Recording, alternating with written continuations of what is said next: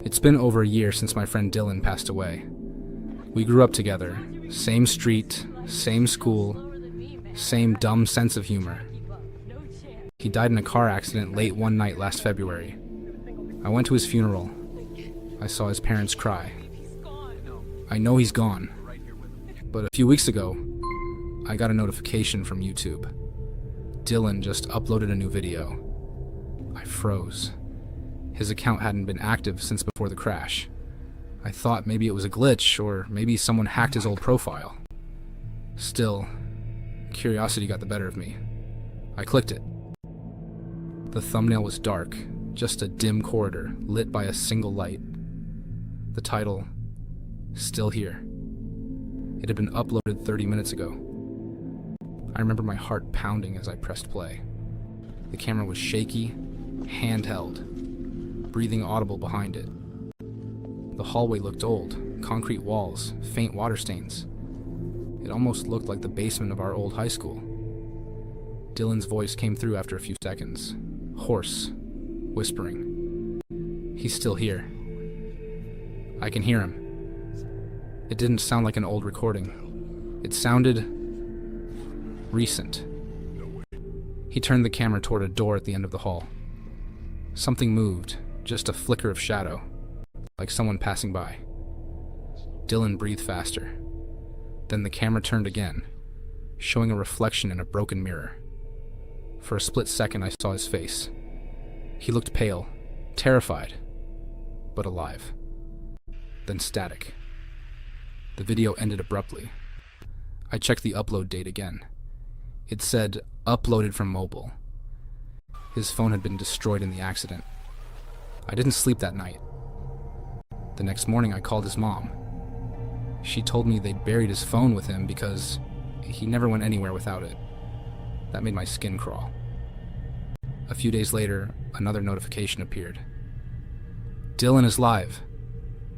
My stomach dropped. I opened the stream. It was pitch black. For a minute, I heard only faint static. Then, breathing. Slow, wet, close to the microphone. Someone whispered, "You can see me, can't you?" The camera slowly adjusted. I realized I was looking at a window. My window. My bedroom. The one I was sitting in right then. The stream cut out. I slammed my laptop shut and turned on every light in the room. I didn't sleep that night either. The next morning I tried to show someone, but the video, the live stream, even his channel, were gone. No trace of it anywhere. A week passed. I tried to convince myself it was just some sick prank. Then, 2 nights ago, I got a text from an unknown number. It said, "He's still here." Attached was a link. I shouldn't have clicked it. It opened a private YouTube video, unlisted, no views. The thumbnail was me, sitting at my desk. Title, "You watched." The video started playing on its own. I could hear the same breathing again, closer this time. Then Dylan's voice whispered, "Now he knows where you are." The video ended with a single frame, a photo of me sleeping, taken from inside my room. I've since moved out. New city, new number, no social media. But sometimes, when I'm alone late at night, I still get that feeling, like someone's holding a camera just a few feet away. And last night, my phone buzzed. New notification. Dylan just uploaded a new video. It happened in the fall of 2021, in a small town in Washington state. The town was quiet, almost no crime, just endless gray skies, rain, and rows of identical houses with crooked fences. That time of year, it rained for weeks, without stopping. Every evening you could see lone figures hurrying home under umbrellas, the streets glistening with reflections from the streetlights. Luke Randall lived alone in a rented house, at the end of a dead-end street near the woods. He worked as a system administrator and rarely spoke to his neighbors. His days were always the same. Work, grocery store, dinner, a show, then bed. Nothing unusual ever happened. until one rainy night at the end of October. He was driving home around 9 p.m. The rain was coming down almost sideways. In the headlights, he saw a woman in a yellow raincoat standing by the side of the road. She wasn't moving, just facing the street. At first, he thought she might be waiting for a ride, or maybe lost, but as his car passed, she didn't signal or turn.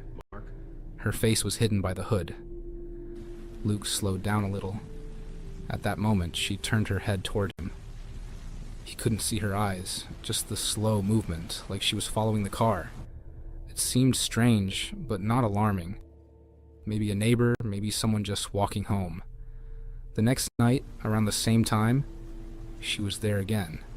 Same spot. Same yellow coat. Same posture. Now Luke was sure it wasn't a coincidence. On the third night, he decided to check.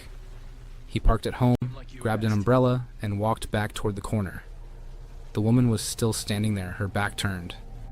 The sound of rain covered his footsteps. "Are you all right?" he called out. "Do you need help?" No answer. He took a few steps closer. "Ma'am?" The woman slowly turned her head. Her face was pale, unnaturally pale, but perfectly still. Something about it made his stomach drop. He stepped back, muttered, "Sorry," and hurried home. That night he barely slept. The image of her standing motionless under the streetlight replayed in his mind over and over. The next day, he told a coworker about it. His friend laughed. Probably just some weird neighbor. There's always one in every street. But that evening, as Luke drove home, he saw her again. This time not at the corner, but standing across from his driveway. He didn't stop. He just drove straight in, shut the gate, and locked every door in the house. All night, he listened to the rain tapping the windows. Around 2 a.m., there was a faint knock at the door. Not loud, just 2 soft taps. Then another. He froze. He checked his phone feed from the outdoor camera. Despite the rain on the lens, he could see a blurred figure at the gate. The woman in the yellow raincoat. She wasn't moving. Her hood faced directly toward the camera. Luke called the police. A patrol car arrived about 20 minutes later, but she was gone. The officers looked around and told him to keep the doors locked and record anything strange if it happened again. 2 quiet nights passed. Then, around 3 a.m., the motion sensor triggered again. On the footage, she was standing closer this time, right by the living room window. Luke showed the clip to the police, but the image was too blurry to use. They said there was no sign of trespassing, and left it at that. He bought a floodlight with a motion detector and installed it outside. The next night it went off twice. The first time was a cat running by. The second time was around 4 a.m. The light snapped on, catching the woman in full view, standing at the front steps, facing the door. She didn't move. When the light went out, she stayed there. When it came on again, she was gone. After that, Luke stopped going out after dark. He filed another report, but no one found any trace of her. None of the neighbors had seen a woman like that, even after he showed them stills from the footage. One night he woke up to another alert. The camera had captured motion again. He opened the live feed and saw her, right outside his bedroom window, staring in. He called 911.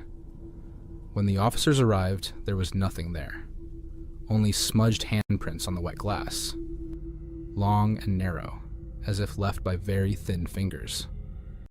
A few days later, Luke packed up and moved to another neighborhood.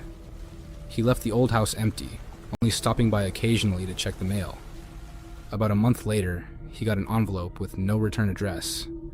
Inside was a single Polaroid photo. It showed his old house at night. On the porch stood a woman in a yellow raincoat. On the back in small handwriting it said, "You were the first one to see me." He didn't tell anyone. He burned the photo. A year later, He still had the old hard drive with the video files, but never found the courage to watch them again. Sometimes, when it rained, he caught himself noticing someone standing across the street. Still, motionless, half hidden under an umbrella. And every time he tried to look closer, the figure would disappear behind a corner.